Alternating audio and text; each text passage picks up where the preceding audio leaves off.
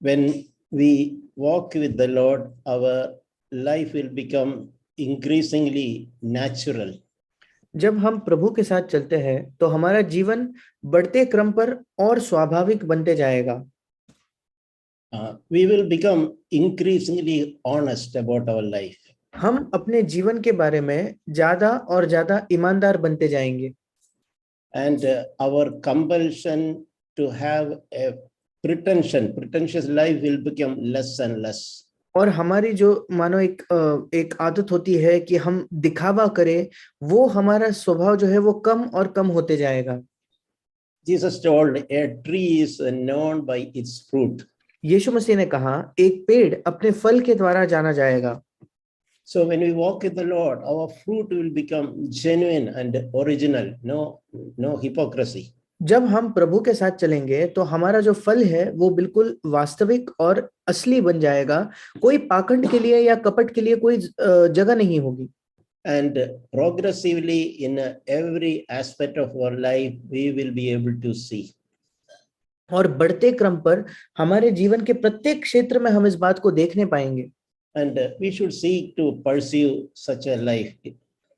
और हमें ये कोशिश करनी है कि हम भी एक ऐसा जीवन जिए. I have been reading the Sermon on the Mount. और मैं पहाड़ी उपदेश को पढ़ रहा था. So I want to continue from a passage in Matthew chapter 5. और मत्ती सुसमाचार उसके 5वें अध्याय के एक वचन से मैं बांटना चाहूंगा. Many things in the Sermon on the Mount is very practical and very helpful in our Christian walk. पहाड़ी उपदेश में ऐसी कई चीजें हैं जो बहुत ही व्यवहारिक है, बहुत ही सहायता करती है हमारे मसीही जीवन में. We can turn to Matthew chapter 5 verses 33 onwards. हम मत्ती रचित सुसमाचार उसका 5वां अध्याय 33 वचन से आगे पढ़ेंगे. So Jesus is telling that you have heard that the ancients were told, you shall not make false vows, but shall fulfill your vows to the Lord. और 33 वचन में यीशु ने कहा, फिर तुम सुन चुके हो कि पूर्व काल के लोगों से कहा गया था, झूठी शपथ न खाना, परंतु प्रभु के लिए अपनी शपथ को पूरी करना. And Jesus continued to say, and I want to tell you, make no oath at all, either by heaven, for it is the throne of God. और यीशु ने आगे कहा 34 वचन में, परंतु मैं तुमसे ये कहता हूं कि कभी शपथ न खाना, न तो स्वर्ग की, क्योंकि वो परमेश्वर का सिंहासन है, or even by earth, न धरती की, or even by anything like our head or hair, etc. या किसी और चीज की शपथ मत खाना, मतलब हमारे सिर की, हमारे बालों की, किसी भी चीज की हमें शपथ नहीं खानी है. And he is summarizing why he is saying that. That is in Matthew 5 verse 37. और वो क्यों ये कह रहा है, उसका कारण वो मत्ती 5 उसके 37 वचन में बताता है. Let your statement be yes, yes or no, no. वहां वो कहता है, परंतु तुम्हारी बात हाँ की हाँ या नहीं की नहीं हो. Anything beyond this is of evil. क्योंकि जो कुछ इससे अधिक होता है वो बुराई से होता है. When I read, I was so challenged and encouraged. जब मैंने इसे पढ़ा तो मैं बहुत प्रोत्साहित हुआ, मैंने बहुत चुनौती पाई. How in our conversation, in the use of our speech, our tongue, how much need is there to be more like Jesus Christ. कैसे हमारे बातचीत में जब हम लोगों से बात करते हैं, हमारे जबान के इस्तेमाल में कितनी अधिक हमारी जरूरत है कि हम यीशु के समान बने. So how we need to speak accurately. और कैसे हमें बिल्कुल सही या सटीक चीजों को कहना है, बोलना है. And we should be people of our words. और हमें ऐसे लोग होना है जो हम अपने शब्द के व्यक्ति, मतलब जो कहते हैं वो करते हैं. Yeah. For example, if you said yes, we will do it. We mean it. We mean it. I am a man of my word. इसका मतलब एक बार मैंने हाँ कह दिया है कुछ करने के लिए तो मैं वो करता हूँ. इसका मतलब मैं जो कहता हूँ उसे मैं पूरा भी करता हूँ. There is no need of taking an oath. Yes means yes. और मुझे शपथ लेने की जरूरत नहीं, क्योंकि मेरा हाँ उसका मतलब हाँ ही होता है. And if I said no, it is no. और जब मैं नहीं कहता हूँ तो उसका मतलब नहीं ही होता है. So it can be so as simple as that. और ये इतना आसान हो सकता है. So it is good that we practice this honesty in our conversation. और इसलिए ये अच्छा है कि हम अपने बातचीत में इस ईमानदारी को अभ्यास में लाएं। Instead of we all have a kind of baggage because of our background, we carry a kind of religiosity, and we think that there is some spirituality in that religiosity. हम सब जो लोग हैं हमारे एक पृष्ठभूमि की वजह से मानो हमारा एक आदत बन जाती है। हम सब लोग कभी कभी जो धार्मिक होना है उस धार्मिकता को आत्मिक होना समझते हैं। Simple thing, for example, no, we can just say praise the Lord just casually, like we mean a good morning or good evening, but we are saying praise the Lord. उदाहरण के तौर पर हम बड़े आसानी से बड़े सहजता से प्रेज द लॉर्ड कह देते हैं या जय मसीह की कह देते हैं, जबकि हमें बस एक दूसरे को जैसे गुड मॉर्निंग या गुड आफ्टरनून की तरह हम उस चीज को कह रहे हैं। So it is good to say praise the Lord, but it is good we make it sincerely, we mean it in our heart, we mean praise the Lord, thank you Lord for meeting thy brother. We can say that definitely with the meaning behind it. और praise the Lord या परमेश्वर की स्तुति हो ये कहने में कुछ गलत नहीं है, पर हम उसके अर्थ को समझकर अपने दिल से उस बात को कह सकते हैं कि परमेश्वर का धन्यवाद हो, आज मैं इस भाई से इस व्यक्ति से मिल पाया इसके लिए। It should not be just a religious expression. ये केवल एक धार्मिक एक वाक्य नहीं होना चाहिए हमारे लिए। And it should not be an empty word without any meaning. और वो एक व्यर्थ का शब्द नहीं होना चाहिए जिसका कोई भी अर्थ नहीं है। Because our yes should be yes and our no should be no. We mean it. क्योंकि हमारा हाँ ही होना चाहिए और हमारा नहीं होना चाहिए। हम जो कहते हैं उसी मतलब से उसे कहते हैं। Another thing we all face is many brothers and sisters sometimes request us to pray. एक और चीज जिसका हम सब सामना करते हैं, कई बार कुछ भाई या बहन हमसे प्रार्थना करने की विनती करते हैं।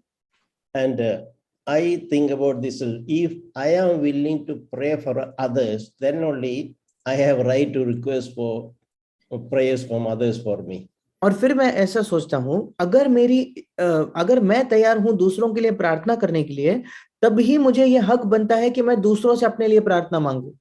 So along with that, if someone is requesting for prayer, I should not just to say that okay, I will pray for you to impress that person. उसी के साथ साथ अगर कोई व्यक्ति मुझसे कहे कि कृपया मेरे लिए प्रार्थना करे, तो केवल उस व्यक्ति पर छवि बनाने के लिए मुझे नहीं कहना है कि हाँ मैं आपके लिए प्रार्थना करूंगा। If you promise that we will pray, we have to pray. Let us be a person of our word. अगर आप वायदा करते हो कि मैं प्रार्थना करूंगा, तो फिर हमें उसके लिए प्रार्थना करनी ही है। आइए हम ऐसे लोग बने जो हम कहते हैं वो हम करते हैं। We can even say, so brother, if I remember, I will pray for you. That is a more honest way of saying. हम ये भी कह सकते हैं कि भाई अगर मुझे याद आए तो मैं आपके लिए प्रार्थना करूंगा। ये एक ज्यादा सच्चा या ज्यादा ईमानदारी का तरीका है ये कहने का। So it's good that we increasingly become natural and we become honest in our conversation. और इसलिए ये अच्छा है कि हम बढ़ते क्रम पर हमारे बातचीत में स्वाभाविक बने और हम ईमानदार बन जाएं। And if you promise something, let us intend to do that and make every effort to fulfill that promise. और अगर हम कुछ करने का वायदा करते हैं, तो आइए हम बड़े मतलब से वो वायदा करें और हर वो कोशिश करें उसे पूरा करने के लिए। There should not be any hidden dishonesty in our words. कोई भी छिपी हुई एक ईमानदारी की कमी हमारे शब्दों में नहीं होनी चाहिए। Something which challenged me is something is written about Boaz in the book of Ruth. एक चीज जिसने मुझे चुनौती दी वो बोआज के विषय में रूथ के पुस्तक में लिखा हुआ है। I read this some years before, so I ever since I felt I should be like Boaz. और कुछ वर्षों पहले मैंने इसे पढ़ा था और तब से मेरे हृदय में ये इच्छा है कि मुझे बोआज के समान बनना है। So Naomi, after Ruth met Boaz, and when Ruth came home, Naomi is making a statement about Boaz. और जब रूथ बोआज से मिल चुकी थी और वो लौट कर आती है, तो नाओमी बोआज के विषय में एक बात कहती है। So she is saying that is in Ruth chapter 3 verse 18. और वो रूत उसके 3 अध्याय के 18 वचन में वो है। Naomi is telling this about Boaz. Naomi Boaz के विषय में ये कह रही है। I'm reading from the Message Bible. और मैसेज बाइबल में से मैं इस बात को पढ़ना चाहता हूँ। Mark my words. और वो कहती है, मैं जो कह रही हूँ उसे ध्यान से सुन, ये जरूर पूरा होगा। Boaz is going to get everything wrapped up right today. और ये सब कुछ काम जो है बोअज आज के आज ही इसे पूरा करेगा। In another version, it says that this man will not rest until he has settled it right today. दूसरे शब्दों में ये व्यक्ति तब तक आराम नहीं करेगा जब तक आज के आज ही उसने उस मामले को पूरा न कर दिया हो। Meaning, Boaz was a kind of person, if he has involved in something, if he has promised something, he will make every effort to fulfill that promise. इसका मतलब बोअज एक ऐसे प्रकार का व्यक्ति था, अगर उसने कुछ कहा है, अगर उसने किसी चीज का वायदा किया है, तो हर संभव वो कोशिश करेगा उसे पूरा करने के लिए। So what an encouragement it is for us. Instead of just saying casually in a religious language to please somebody, we say a promise, then conveniently forget about it. और इसलिए ये कितना प्रोत्साहन भरी एक चीज है हमारे लिए कि अगर हम किसी से कोई वायदा करते हैं तो हम वो हर कोशिश करते हैं उसे पूरा करने के लिए, इसके बजाय कि हम अपनी सुविधा देकर उसे भूल जाए। And we have to be especially careful when we say something before the Lord. और हमें विशेष रीति से बहुत ही सतर्क होना है जब हम परमेश्वर के सामने, प्रभु के सामने कोई चीज को कहते हैं तब। If you promise something before God, we should make every effort to fulfill it with all sincerity. अगर हम प्रभु के सामने कोई वायदा करते हैं तो हमने हर वो कोशिश करनी है उसे पूरा करने के लिए पूरी ईमानदारी के साथ। I heard someone was telling Christians lie a lot on Sundays. और मैंने किसी से ये कहते हुए सुना कि मसीही जो है वो संडे के दिन बहुत ज्यादा झूठ कहते हैं। I mean, we use very flowery religious language, promises we make in our prayers to God so that others will hear, and we probably our hidden desire maybe to seeking some honor from others. इसका मतलब हम Sunday के दिन बहुत ही अच्छे अद्भुत शब्दों का इस्तेमाल करते हैं परमेश्वर के लिए, परमेश्वर से बात करते हुए, जबकि हमारे हृदय में ये इच्छा, ये मंशा हो सकती है कि हम दूसरों से आदर प्राप्त करना चाहते हैं। So we can aim and desire, Lord, my prayer should come from my heart, not from just my mind. और हम ये लक्ष्य कर सकते हैं, हम ये चाहत रख सकते हैं कि प्रभु मेरी प्रार्थना जो है वो मेरे हृदय से आए, ना केवल मेरे मन से। These are not just some religious words, but it is some thoughts flowing genuinely from my heart. ये केवल कोई धार्मिक शब्द नहीं है, बल्कि ऐसे हृदय है जो बड़े ईमानदारी से मेरे हृदय में से बह रहे हैं। There should be a depth of sincerity in the words of our prayers. हमारे प्रार्थनाओं में जो इन शब्दों का हम इस्तेमाल करते हैं उनमें एक ईमानदारी की गहराई होनी चाहिए। This matter is dealt with in Ecclesiastes chapter 5. इसी बात के बारे में सबोपदेशक उसके 5वें अध्याय में लिखा हुआ है, verses 1 onwards. पहले वचन से आगे। It said that guard your steps as you go to the house of God and draw near to listen rather than to offer sacrifice of fools. सबोपदेशक 5:1, जब तू परमेश्वर के भवन में जाए तब सावधानी से चलना, सुनने के लिए समीप जाना मूर्खों के बलिदान चढ़ाने से उत्तम है, क्योंकि वे नहीं जानते कि बुरा करते हैं। For they do not know they are doing evil. क्योंकि वे नहीं जानते कि वे बुरा करते हैं। So it is good to have an attitude, Lord, I want to listen from you first of all. और इसलिए ये अच्छा है कि हमारे अंदर एक ऐसा रवैया हो कि प्रभु, सबसे पहले मैं तुझसे सुनना चाहता हूँ। What you are trying to speak to me. तू मुझसे क्या बात करना चाहता है। Instead of saying foolish words in a hurry. इसके बजाय कि मूर्खतापूर्ण शब्द हम बड़े जल्दबाजी में कह दें। That is said in the next word, do not be hasty in your word or impulsive in your thought to bring up a matter in the presence of God. और अगले वचन में यही कहा गया है, बातें करने में उतावली न करना और न अपने मन से कोई बात उतावली में परमेश्वर के सामने निकालना। And again verse 4. और चौथा वचन, When you make a vow to God, do not be late in paying it. जब तू परमेश्वर के लिए मन्नत माने तब उसे उसके पूरा करने में विलंब न करना, For God doesn't delight in fools. Pay what you vow. क्योंकि वो मूर्खों से प्रसन्न नहीं होता, जो मन्नत तूने मानी है उसे पूरी करना। And it is better that you should not vow than you vow and not fulfill it. मन्नत मानकर पूरी न करने से मन्नत का न मानना ही अच्छा है। And do not let your speech cause you to sin. And do not say in the presence of the messenger of God that it was a mistake. कोई वचन कहकर अपने को पाप में न फंसाना और न ईश्वर के दूत के सामने कहना कि ये भूल से हुआ। So this passage gives us the need to develop a reverence before God. ये वचन हमें बताता है कि क्या ही हमारी आवश्यकता है कि परमेश्वर के लिए हम एक आदर, एक भय को अपने जीवन में विकसित करें। So when we say words and when you pray, we pray with meaning, with reverence. जब हम शब्दों का इस्तेमाल करते हैं, जब हम प्रार्थनाएं करते हैं, तो हम पूरे अर्थ के साथ, पूरे मतलब के साथ वो करते हैं, बड़े आदर के साथ। Never with the intention that okay, some brothers and sisters are listening my prayers. कभी इस मंशा से नहीं कि कुछ भाई या कुछ बहन मेरे इस प्रार्थना को, मेरे इन शब्दों को सुन रहे हैं। You know, Jesus said, when you pray, enter into the closet and close the door and pray. यीशु मसीह ने कहा, जब तू प्रार्थना करे तो अपने कोठरी में जा, द्वार बंद करके तू प्रार्थना कर।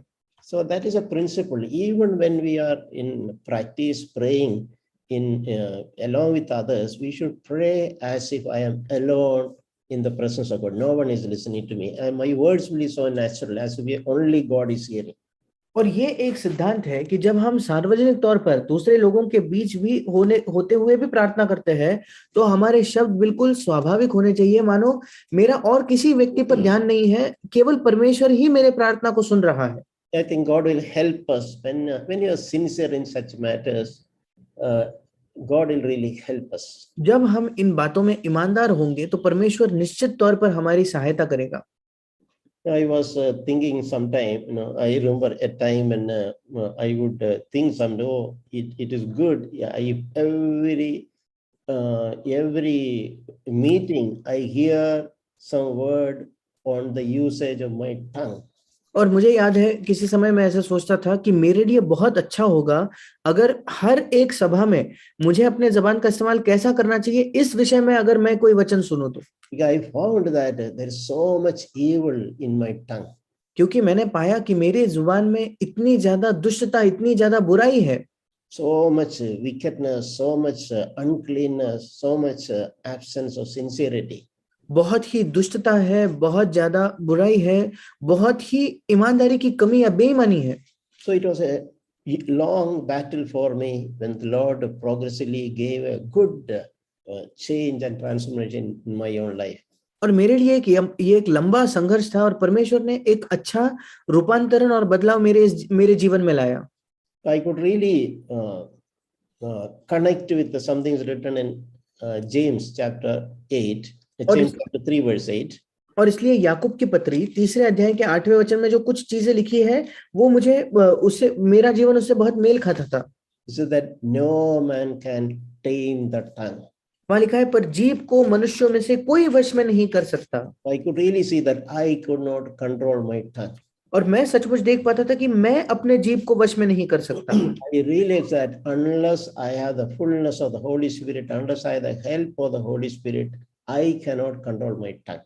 और मैंने इस बात को पहचान लिया कि जब तक मैं पवित्र आत्मा से भर नहीं जाता, जब तक मेरे पास पवित्र आत्मा की भरपूरी नहीं होती, मैं खुद से अपने जबान पर काबू नहीं कर सकता। It said that it is a restless evil and full of deadly poison. और वहां लिखा है कि वो जहर से भरी हुई और कभी न रुकने वाली ऐसी दुष्टता है। In some other place, Jesus is telling that your mouth is like the tongue of a wasp. और किसी और जगह में यीशु मसीह ने किसी से कहा था कि तुम्हारी जो जबान है वो एक कीड़े की जबान की समान है। There's a poison under your tongue. और आपके जबान के नीचे विष है, जहर है, because the words that we speak could be so harmful to others. क्योंकि जिन शब्दों का हम इस्तेमाल करते हैं वो दूसरों को इस बहुत ज्यादा चोट पहुंचा सकता है।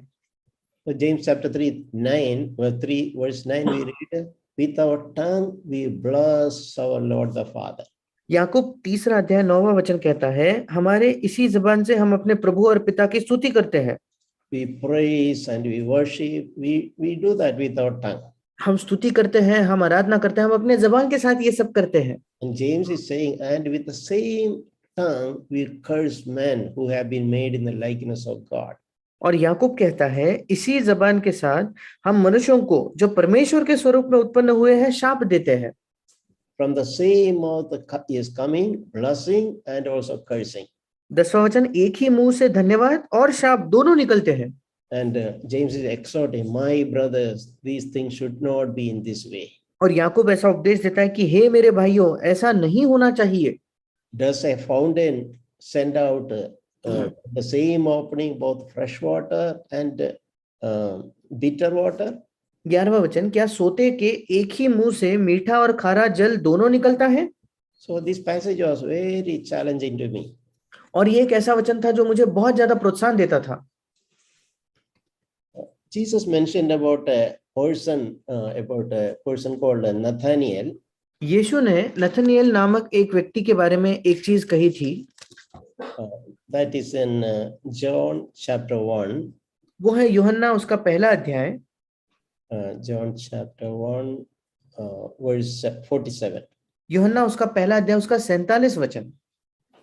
Yeah, he's talking about Nathaniel. Behold, an Israelite in whom there is no deceit. वो नतनेल के विषय में कहता है, देखो ये सचमुच इस्राएली है, इसमें कपट नहीं है।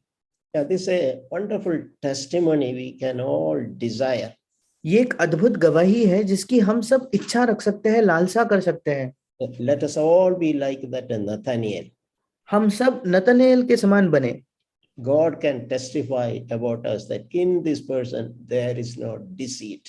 परमेश्वर हमारे विषय में ये गवाही दे सकता है कि इस व्यक्ति के अंदर कोई छल, कोई कपट नहीं है। Yeah, he is honest. वो ईमानदार है। What he means, what he says, he means. जो कुछ वो कहता है उसे सोच समझकर पूरे मतलब से वो कहता है। He doesn't exaggerate anything. वो बढ़ा चढ़ाकर चीजों को नहीं कहता। He doesn't say it in an unrealistic way. वो अवास्तविक तौर पर झूठी कोई चीजें नहीं कहता। His speech is so natural. उसका जो उसकी बातचीत जो है वो बिल्कुल स्वाभाविक है। There is no deceit in his mouth. उसके मुंह में कोई छल नहीं है, कपट नहीं है। Yeah, about same thing is written about Jesus. In his mouth there was no deceit. यही बात यीशु मसीह के बारे में भी लिखी गई है कि उसके मुंह से कोई छल की बात न निकली या कोई कपट की बात नहीं निकली। You know about the devil, is written he is a liar and a father of all lies. हम जानते हैं शैतान के बारे में लिखा है कि वो झूठा है और सारे झूठ का पिता है। Yeah, meaning any lie or exaggeration or presenting something in an unreal way, that is a lie. इसलिए कोई भी झूठ या जब हम अवास्तविक तौर पर कुछ अपने आप को प्रस्तुत करने की कोशिश करते हैं वो सब एक झूठ है। An absence of honest words. ईमानदार शब्दों की कमी। So who is the father of all lies? Devil is the father of all lies. और सारे झूठों का पिता कौन है? शैतान सारे झूठ का पिता है। He is a liar, and not only that, he is the father of every lie. वो झूठा है, केवल झूठा ही नहीं, वो प्रत्येक झूठ का पिता है। So it's good that word should encourage us. Remember, whenever we lie, we are siding with the devil's character. इसलिए ये अच्छा है, इन वचनों ने हमें प्रोत्साहित करना चाहिए कि जब कभी हम झूठ कहते हैं तो हम शैतान के चरित्र के नजदीक जा रहे हैं। That is why we should make every effort to free our life from all deceit. इसलिए हमें हर वो प्रयत्न करना है कि सारे कपट से हम अपने जीवन को स्वतंत्र करें। You know, Jesus said, I am the truth. यीशु ने कहा, मैं सत्य हूँ। And he is our Lord. We are his disciples. और वो हमारा प्रभु है, हम उसके शिष्य हैं। So we should be people of truth. और हमें सत्य के लोग बनना है। In the fourth chapter of Ephesians, इफिसियों की पत्री उसके चौथे अध्याय में this matter is repeatedly written. इस बात को बार बार लिखा गया है। Ephesians chapter 4, इफिसियों की पत्री चौथा अध्याय verse 15, we read that speaking the truth in love, we are to grow up in all aspects unto Jesus. 15 वचन कहता है, वरन प्रेम में सच्चाई से चलते हुए सब बातों में अर्थात जो उसमें सिर है अर्थात मसीह में बढ़ते जाए। So we can understand the one is speaking the truth, and that should be accompanied with love. और यहाँ हम देख सकते हैं कि एक तो है सच्चाई कहना, पर प्रेम में सच्चाई कहना। And speaking truth in love will help us in our development and growing more and more like Jesus Christ. और प्रेम में सच्चाई जब हम कहते हैं तो वो हमारी सहायता करेगा कि हम जब मसीह में बढ़ते जाते हैं अधिक और अधिक हम मसीह जैसे बन सकते हैं। And by speaking truth in love, we can help each other in developing. और सत्य को प्रेम से कहने से हम एक दूसरे की सहायता कर सकते हैं विकसित होने में, आगे बढ़ने में। That means it is not enough to love somebody. We should also have the courage to speak truth about that person in a helpful way. इसका मतलब न केवल हमें किसी व्यक्ति से प्रेम करना है, पर हमारे पास ये ढाढ़स होना चाहिए कि हम उसकी सहायता करने के लिए उससे सत्य भी कह सके। Not with the intention of hurting that person or discourage or putting down, with the intention of helping that person. उस व्यक्ति को चोट पहुंचाने के लिए नहीं, उस व्यक्ति को निराश करने के लिए, नीचे ढकेलने के लिए नहीं, बल्कि एक मंशा के साथ उसकी सहायता करने के लिए। So speaking truth in love is a great way of helping each other. और प्रेम से सत्य को कहना ये एक बहुत ही सहायता करने वाला मार्ग है एक दूसरे की सहायता करने का। And we can also, when I said that, we can also check our own willingness to accept if one of the brothers, someone speak truth concerning us in love. और इसी क्षेत्र में हम अपने आप को जांच सकते हैं कि हमारी कैसी तैयारी है इस बात को स्वीकार करने की। अगर कोई भाई हमसे सच को कहता है, प्रेम से अगर वो हमें सच्चाई को कहता है, तो something which is hidden to our understanding, something which we are not aware, somebody make us aware about it. कोई ऐसी चीज जो हमसे छिपी हुई है जिसको आज तक हम समझ नहीं पाए, अगर कोई व्यक्ति आकर हमें अचानक उस चीज को बता देता है, तो some hard reality about our own life, someone is speaking to us someone is speaking the truth in love towards us. हमारे जीवन के विषय में कोई कठोर सत्य होगा, कोई व्यक्ति संभव है कि वो प्रेम में हमें उस सत्य को बता रहा है। We can check ourselves how easily we can accept. Will we graciously accept it? हम अपने आप को जांच कर देख सकते हैं कि कितनी हम कितनी इच्छा रखते हैं इसको स्वीकार करने में। क्या हम आसानी से इस बात को स्वीकार कर लेंगे? Or will resist it, we will try to avoid it, or will justify it, will defend it and argue with it. या हम उसका विरोध करेंगे, हम उसको इनकार कर देंगे, हम अपने आप को सही ठहराने की कोशिश करेंगे, हम उससे तर्क करने लगेंगे, उससे वाद करने लगेंगे। If you are really sincere about our spiritual life, this is one quality we should nourish in our life. अगर हम वाकई अपने आत्मिक जीवन के विषय में ईमानदार है, तो ये एक गुण है जिसको हमें अपने जीवन में संजोए रखना है। Having a willingness to accept any correction or some words of truth spoken to us in love. Have a large heart of receiving it. कि हमारी ये तैयारी हो कि कोई भी सुधार के शब्द हम स्वीकार करने के लिए तैयार है, या उन शब्दों को स्वीकार करने के लिए तैयार है जो सच है पर प्रेम में कहे गए हैं, और हमारा एक बड़ा दिल हो कि हम उन चीजों को स्वीकार कर सके। And it is for our own benefit. ये सारी चीजें हमारी ही लाभ की, हमारे ही भलाई की है। And in fact, we owe a word of thanks to that brother or sister who spoke that truth concerning about us. और इससे भी बढ़कर जिस भाई या जिस बहन ने उस सत्य को हमारे बारे में उस सत्य को कहा है, हमें उसे धन्यवाद कहना चाहिए। But in many cases, people get irritated or angry or offended when someone speaks the truth in love. पर कई बार जब किसी व्यक्ति को सत्य कहा जाए प्रेम में, तो वो व्यक्ति या तो चिढ़ जाता है, या तो बुरा मन जाता है, या तो गुस्सा हो जाता है।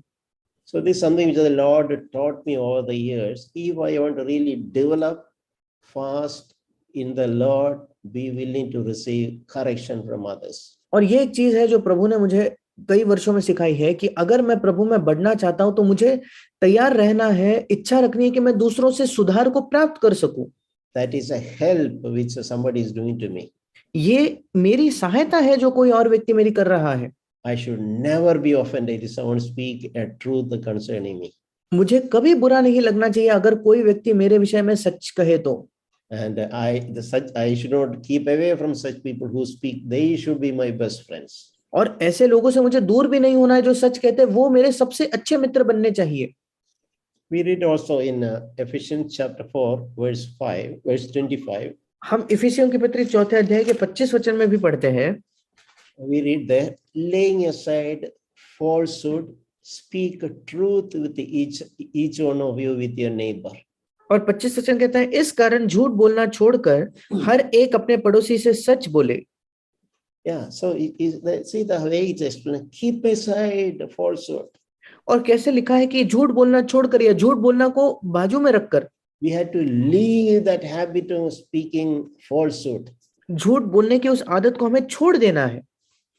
So sometime, there were time when I asked somebody, suppose someone has not come on a Sunday meeting or something, I ask the reason. Sometimes I find people don't speak truth. और कभी कभी मैंने देखा है, अगर मैं किसी से पूछ लूं कि संडे के दिन वो क्यों कलीसिया में नहीं आए, तो लोग सच नहीं कहते। So some simple thing, instead of saying the truth, they say some other reason when I come to know later. एक साधारण चीज है, वो सत्य को कह सकते पर उस सच्चाई को कहने के बजाय वो कोई और ही कारण बताते हैं और बाद में मुझे पता चलता है कि उन्होंने कुछ झूठ कहा था। Sometimes I thought, no, better not to ask. Why to make this person speak a lie? Better not to ask. कभी कभी मैंने ये भी सोचा है कि बेहतर है कि मैं इस व्यक्ति से पूछूं ही नहीं, क्यों मैं इसको मजबूर करूं झूठ कहने पे, बेहतर है कि मैं इस व्यक्ति से कारण ही नहीं पूछूं। So we should lay aside all falsehood. और हमें सारे झूठ बोलने को छोड़ना होगा। Even if it hurts us, better we speak truth. हमें तकलीफ पहुंचती होगी, फिर भी ये भला है कि हम सच कहें। We should be willing to pay a price for speaking the truth. सच कहने के लिए, सच बोलने के लिए हमें एक कीमत चुकाने के लिए भी तैयार होना चाहिए। Than speaking falsehood to escape a situation. इसके बजाय कि किसी परिस्थिति से बचने के लिए हम एक झूठ कह देते हैं। So it says that because we are members of one another, for that reason we should lay aside falsehood and speak truth with one another. वहां 25 वचन में लिखा है, क्योंकि हम आपस में एक दूसरे के अंग है, इस कारण से हमें झूठ बोलना छोड़कर एक दूसरे से सच बोलना है।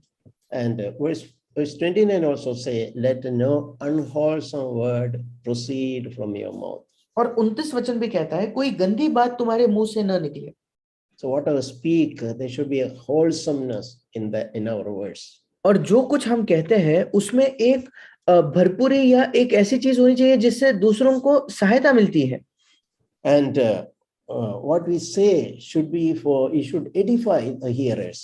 और हम जो कुछ कहते हैं उससे सुनने वालों को एक उन्नति मिलनी चाहिए। And it's also it's a beautiful verse. It says that speak to the need of the moment.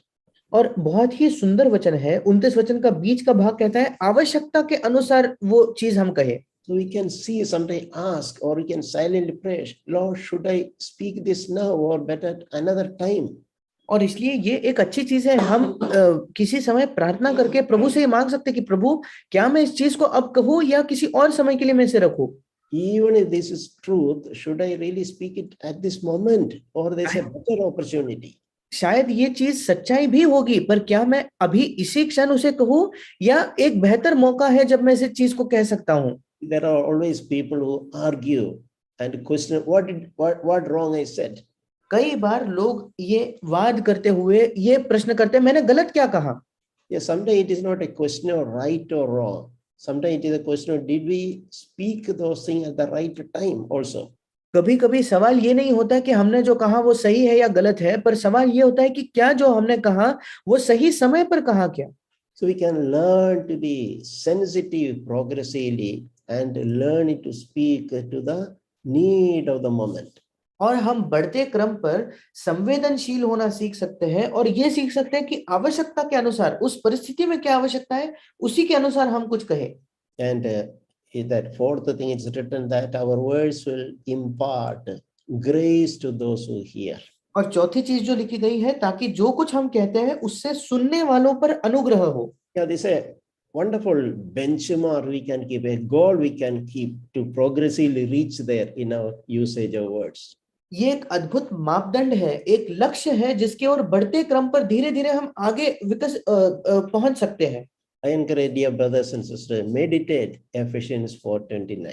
और मैं सबको प्रोत्साहित करना चाहता हूं मेरे भाई और बहनों, इफिसियों 4 उसके 29 वचन पर मनन कीजिए. Really help us, to bless us. वो सचमुच हमारी सहायता करेगा, वो हमें आशीष देगा. And we will be a blessing for others. और हम दूसरों के लिए एक आशीष बनेंगे. There is some powerful things written in Matthew chapter 12 about this matter. इसी बात के विषय में कुछ बहुत ही बलवंत चीजें मत्ती उसके 12वें अध्याय में लिखी हुई है. Matthew chapter 12 verse 33. मत्ती 12 उसका 33 वचन. Yeah, either make the tree good or the tree good and its fruit good, or make the tree bad or its fruit bad. यदि पेड़ को अच्छा कहो तो उसके फल को भी अच्छा कहो, या पेड़ को निकम्मा कहो तो उसके फल को भी निकम्मा कहो. And that because the tree is known by its fruit. क्योंकि पेड़ अपने फल ही से पहचाना जाता है. Jesus used some very strong words. यीशु ने कई कठोर या ऐसे सामर्थ्य भरे शब्दों का इस्तेमाल किया. You brood of vipers. उसने कहा, हे सांप के बच्चों, how can you, being evil inside, speak good words? तुम बुरे होकर कैसे अच्छी बातें कह सकते हो? Because the mouth speaks out of which fills the heart. क्योंकि जो मन में भरा है वही मुंह पर आता है. So that's a great principle. Now words means it's represent our character. ये एक अद्भुत सिद्धांत है क्योंकि हमारा जो शब्द होते हैं वो हमारे चरित्र को दिखाते हैं. Our speech represent what is inside us. हमारी बातचीत इस बात को दिखाता है कि हमारे अंदर क्या है. And that is what will come out. और वही चीजें हमसे बाहर आएंगी. So it is not enough to try to control our mouth. We should seek for a change of our heart, our inside.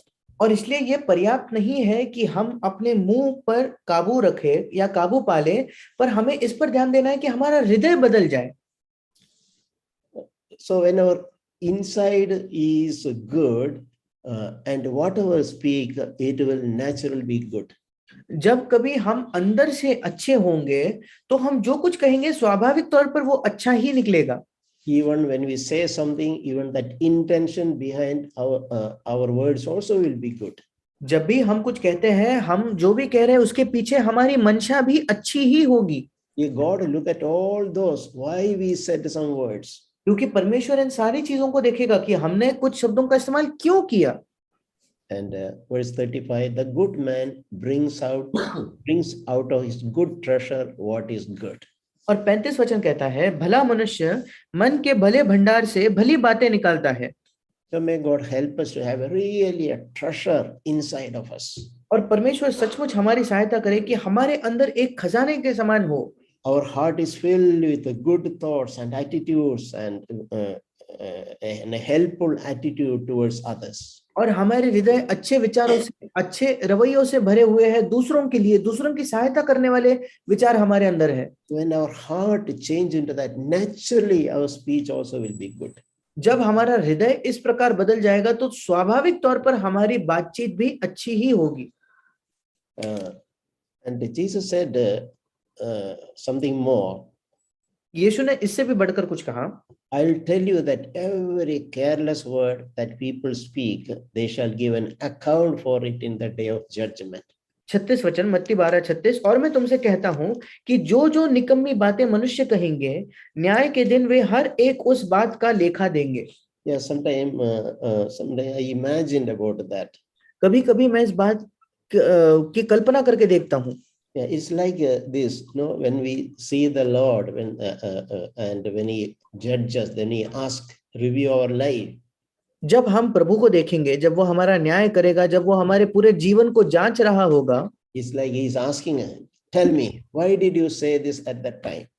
मानो वो हमसे प्रश्न करेगा, अब मुझे बताओ उस समय तुमने ये क्यों कहा, With what intention you said? किस मकसद से तुमने वो कहा था। So that is how it is. We have to give an account for every careless word that we speak. और ऐसे होने वाला है, हर एक शब्द जो निकम्मा है या जिसको हमने लापरवाही से कहा, उसका हमें लेखा देना होगा उस दिन। So it is good to have that godly fear in us. So when you are tempted, even when we are tempted to say a joke, it's good to say joke, but let it be pure humor. इसलिए ये अच्छा है कि ये एक ईश्वरीय भय हमारे अंदर हो। जब कभी हम प्रलोभित होते हैं, चाहे कोई मजाक हम करना चाहते हैं, मजाक करने में कोई गलत बात नहीं, पर हम uncle can you repeat what you said? Even if it is a joke, it is good to say a joke, but that joke should be pure. और अगर हम मजाक भी करना चाहते हैं तो मजाक करना अच्छा है, पर वो जो मजाक है वो शुद्ध होना चाहिए। It should not have double meaning. It should not be intention to put somebody down, etc. उसका कोई दोहरा अर्थ नहीं निकलना चाहिए, या हम इसलिए मजाक हमें नहीं करना है ताकि हम किसी को नीचा दिखाना चाहते हैं। Our joke should be neutral and it should uplift everyone else. That environment should bring joy in that in that environment. हमारा मजाक बिल्कुल साधारण होना चाहिए और उस परिस्थिति में, उस माहौल में आनंद आना चाहिए उस मजाक को सुनकर, उस जोक को सुनकर। For example, we should never joke about about something that could hurt others.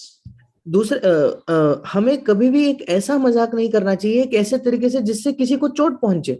Some weak features of others, if you joke, they may be hurt. शायद दूसरों की कोई निर्बलताएं होंगी, अगर उसी के विषय में आप मजाक उड़ाओगे तो वो लोग उनको चोट पहुंचेगी।